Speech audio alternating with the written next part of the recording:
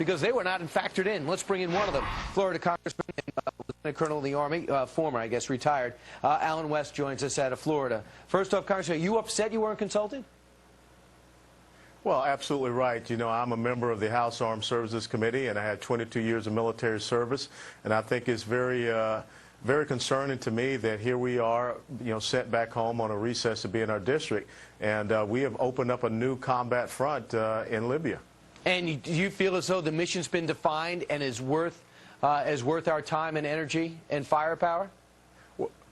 Well, first of all, I can't tell you what the mission is. I don't think anyone knows what the mission is. You know, when we say we're going to go in and protect civilians, that's going to be very hard to do from 30,000 feet. Look, Brian, one of the things that really concerns me is I think back to the operations in Bosnia or Lebanon or even in Somalia where we came in, we had this mission creep, and we really did not understand what we were supposed to be doing there. We got caught up in a civil war, and how much money are we going to spend launching Tomahawk cruise missiles, and we don't really know the defined targets for those cruise missiles. Are you comfortable waiting as long as we did before we took any action? No, we should have done this from the onset if you're really going to make any type of impact or influence the decisions of Muammar Gaddafi. You know, back, I think, in the early to mid-'80s, when Muammar Gaddafi was found being implicated in the disco bombing in Germany, which killed some American soldiers, Ronald Reagan put a bomb in his backyard, and it shut him up for about 30 years. And something else that you all brought up a little bit earlier, the airspace coordination measures that are necessary in an environment such as this. You had a rebel that shot down a rebel aircraft, yeah. And so we've got to make sure that people know what those coordination measures are, because as long as you have aircraft up there clearly identified, the people on the ground don't know. Exactly. Great point. That's your military background coming through. Now your political background. Here's Harry Reid talking about the Tea Party and how he sees its future. I believe the Tea Party is short-lived. I think you will find even the people that claim they're Tea Party folks will either be gone as a result of their extreme positions, or they will move to the more moderate position, which is certainly not being a liberal, that is being a conservative.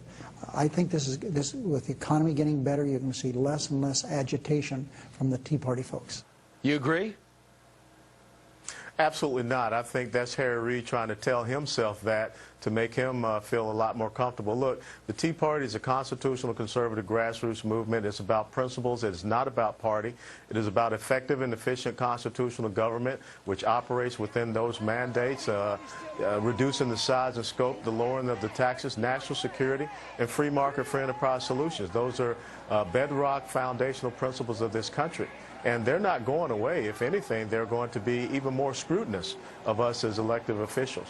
And do you find that the rest of the Republicans, as you go in there and go to battle with them and go to work with them, are happy the Tea Party's there?